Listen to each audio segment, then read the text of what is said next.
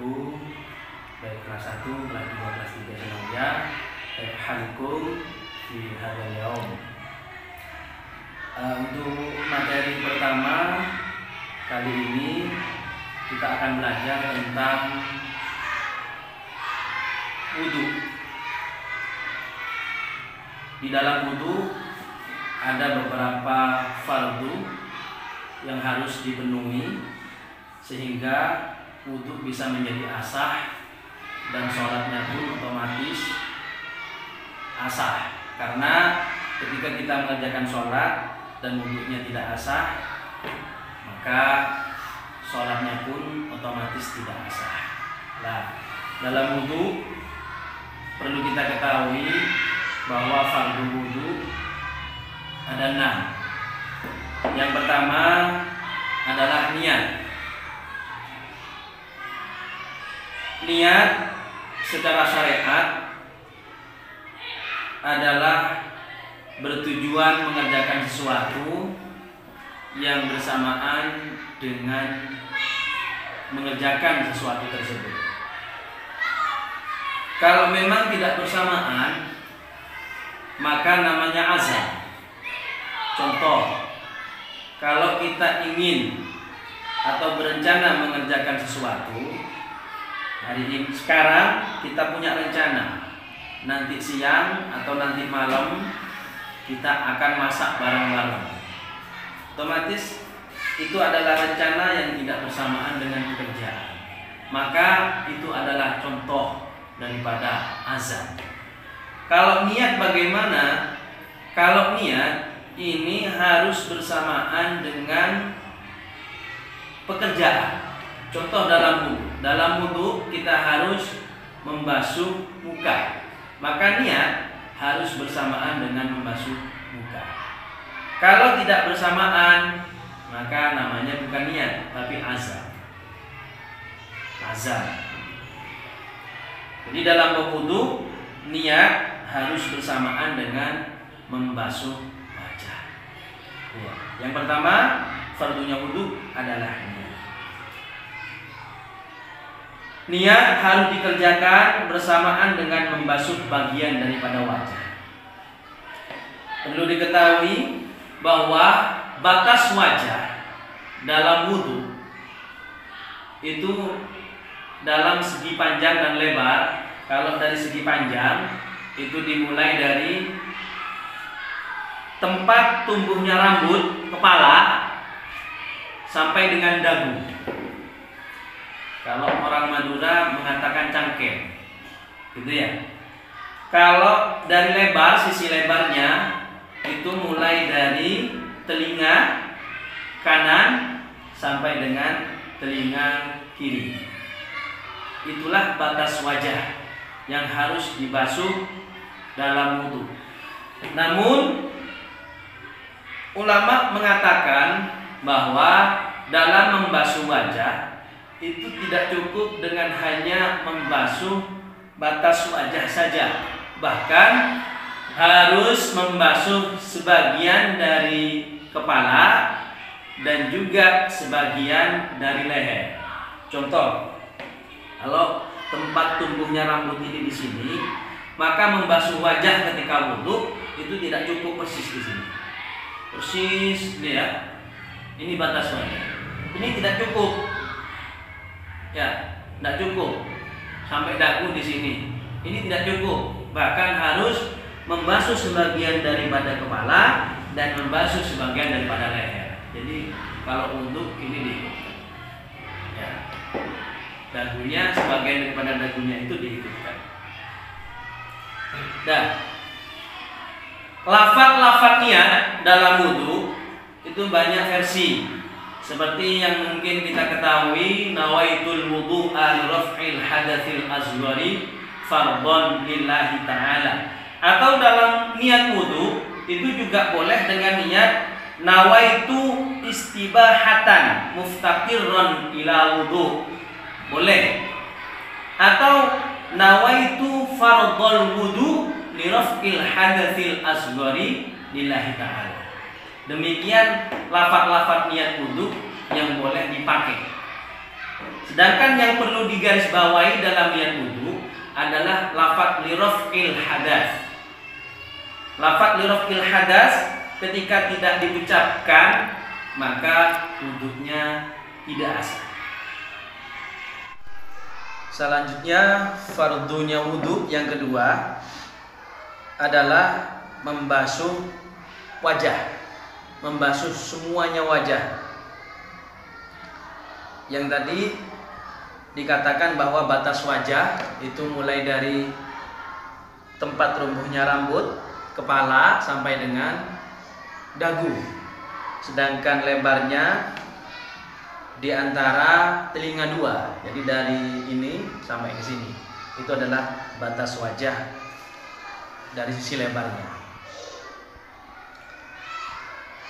Yang ketiga, fardunya wudu ialah itu membasuh tangan dua.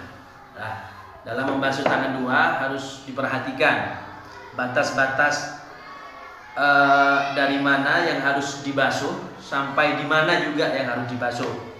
Maka membasuh tangan dua itu dimulai batasnya sampai dengan siku dua.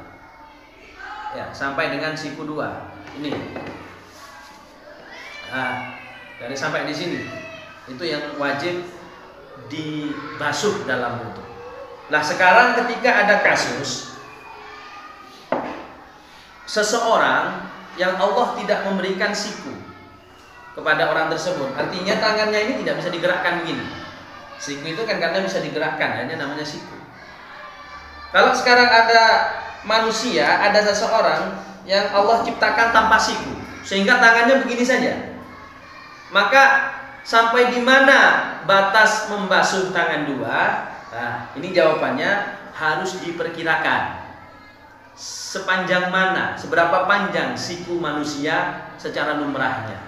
Misalkan diukur, kalau ini siku misalkan ini ada 40 cm, maka diukur dalam membasuh tangannya orang yang tidak mempunyai siku dua itu diperkirakan 40 cm.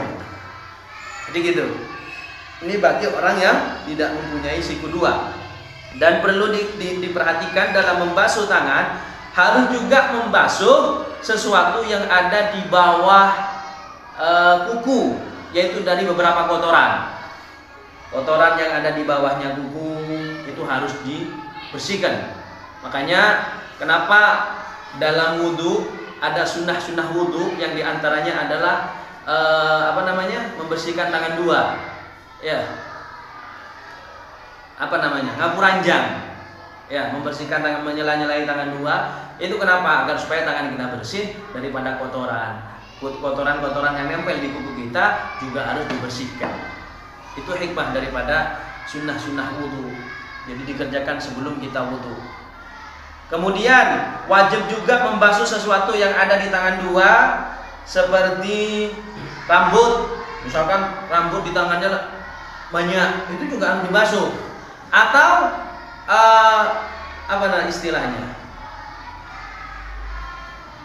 kulit atau daging yang tumbuh. Kalau istilahnya penting, daging yang tumbuh. Ya, misalkan di sini ada daging yang tumbuh, itu juga wajib dibasuh. Kayak gitu ya. Selanjutnya yang keempat dari fardunya wudu adalah mengusap sebagian daripada kepala. Ini menurut Imam Syafi'i sebagian daripada kepala itu sudah memenuhi syarat daripada membasuh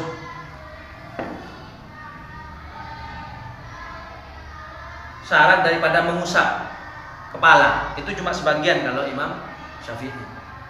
Ya. Berbeda dengan pendapat Imam Malik, di mana ketika rambut wajah ini tidak dibasahi semua, ya, itu tidak asah. Jadi kalau Imam Malik mengatakan dalam mengusap rambut kepala ini harus seluruhnya dibasahi. Tapi kalau Imam Syafi'i cuma sebagian, itu sudah cukup, sudah asah dalam mengusap sebagian kepala. Yang kelima, membasuh kaki dua. sampai mata kaki 2. Sampai mata kaki. Itu yang wajib dibasuh di dalam membasuh kaki 2 pada waktu wudu. Dan sama di dalam membasuh kaki 2 harus juga membasuh sesuatu yang ada di kaki 2 tersebut. Misalkan rambut, misalkan tumbuhnya kulit, atau sesuatu yang ada di bawah kuku, kotoran-kotoran yang menempel di bawah kuku, semuanya harus dibersihkan. Dan yang terakhir adalah tartib. Tartib ini dalam artian adalah mendahulukan sesuatu yang sudah menjadi urutannya.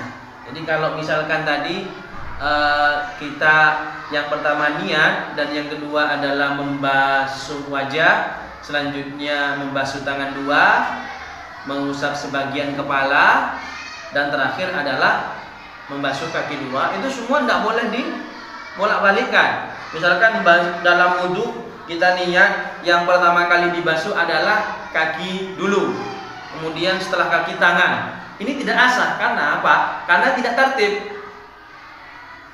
Maka di dalam tertib ini artinya kita ini mendahulukan sesuatu yang sudah menjadi urutannya. Jadi dalam wudhu, ya begitu kita mengusap wajah, disitulah kita harus niat nawaitul wudu'a li raf'il hadatsil asghari fardhon lillahi ta'ala. Selanjutnya baru tangan 2. Selanjutnya sebagian daripada kepala, mengusap sebagian kepala, baru kemudian membasuh kaki. Nah, bagaimana dengan mengusap telinga, membasuh telinga? Sebagian banyak orang menganggap gak boleh kalau gak mengusap telinga. Jadi setelah mengusap sebagian kepala harus mengusap sebagian telinga. Kalau tidak usap sebagian telinga, ini tidak asah. Itu adalah persepsi yang salah. Dikarenakan membasuh telinga itu hukumnya bukan wajib, tidak masuk dalam furudul wudu atau fardunya wudu. Bahkan hukumnya adalah sunnah. Sunnah ketika dikerjakan mendapatkan pahala, ketika ditinggalkan tidak dosa. Tapi alangkah baiknya dikerjakan, karena nggak rugi. Mengerjakan kita membasuh atau mengusap telinga itu mendapatkan pahala. Jadi itu penjelasan tentang fardunya wudu dan bagaimana tata cara wudu yang benar, agar dalam kita beribadah kepada Allah bisa sesuai dengan syariat Islam, bisa sesuai dengan syariat yang dibawa oleh Nabi Muhammad SAW. Sekian dari saya, kurang lebihnya mohon maaf. Assalamualaikum warahmatullahi wabarakatuh.